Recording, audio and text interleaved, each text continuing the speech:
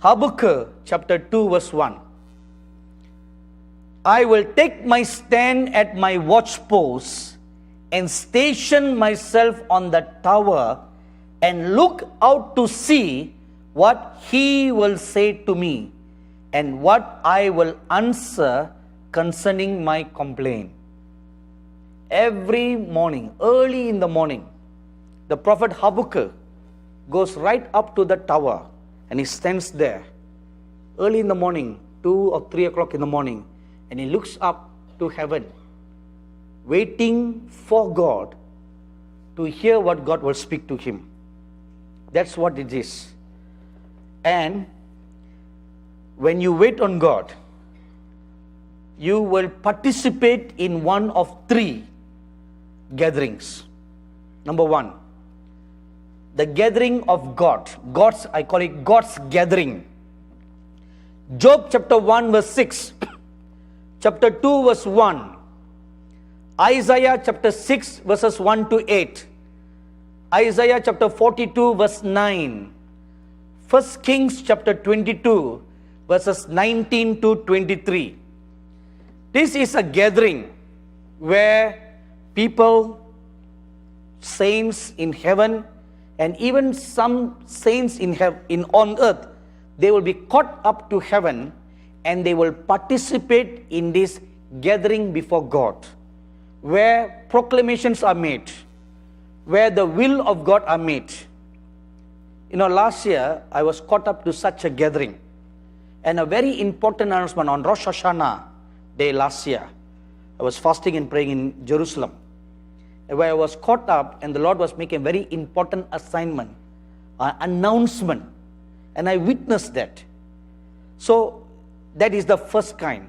You participate in the gathering of God.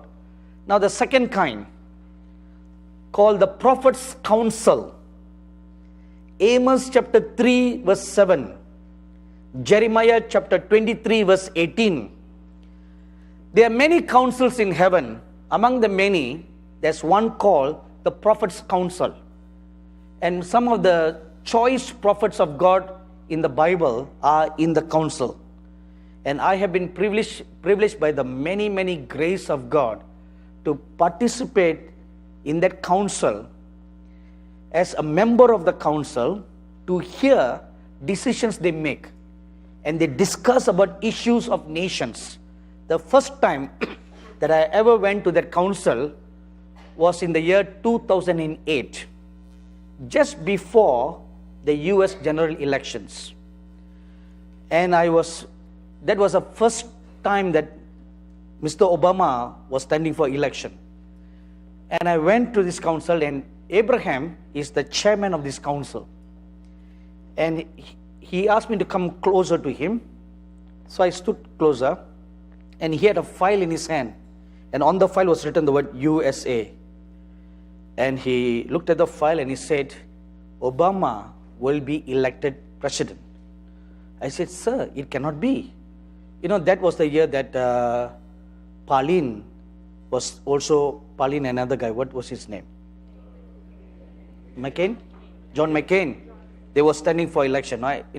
All Christians were voting for that group.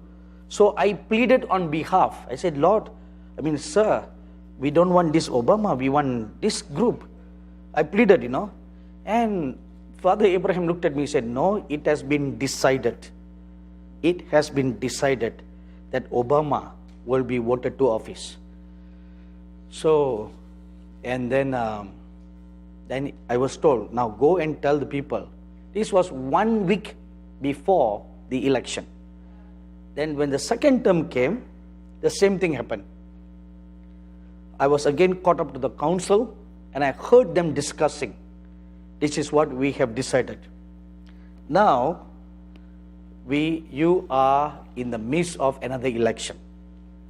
But I must tell you something very honestly. In the past, I was quite concerned about the US general elections. But this year, I just couldn't be bothered. I just didn't know why. I just wasn't interested at all. And I didn't want to bother to even find out, Lord, what do you think? who will be standing in the office. I didn't bother. It was totally out of my mind, you know. But on the first night, when Brother Neville Johnson was preaching, and while he was preaching, I was just looking at him preaching, and suddenly I was caught up in the spirit, and I found my soul standing before the council, the very council where I always used to go. And I saw Father Abraham, and I was standing beside him, and I was very, very surprised to see Donald Trump come and stand in that room. And this is what I was told.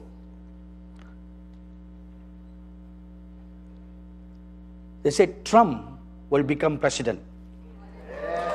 Wait. Listen to the whole thing before you clap your hands. He will be used to clean and purify the nation. As hard as he is, he has been prepared for this. As Cyrus was used to discipline Israel and then to restore Israel, likewise, Trump will be used in the US. He will be used to curb violence. He will be God's mouth and hand for this nation. So,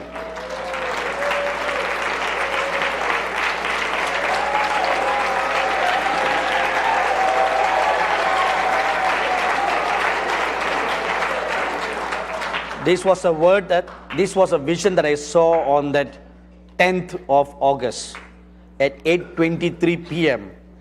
And since I was told not to share, I just kept it to myself. And I wasn't planning to share this at all.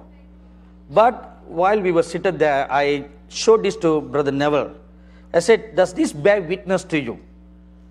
I read to him, he said, 100% I agree with this.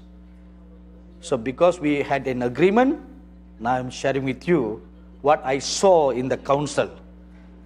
You see, this is what one of the privileges. When you walk with God, you'll be caught up in the council to hear decisions that are made in heaven, and then to know the seasons and the times in which we are living, and how to conduct ourselves, even sometimes to forewarn what is going to come to pass. The third kind of gathering is the communion of the saints. Now this I'm sure you're already very familiar with. You've heard this over and over again. Hebrews chapter 12 verse 1. Zechariah chapter 3 verses 7 and 8.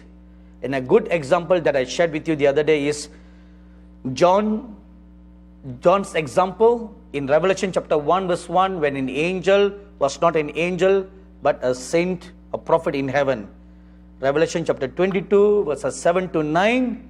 And you will also read the experience of the prophet Daniel in Daniel chapter 8 verse 13 to 19, where he also participated in the communion of the saints in his time.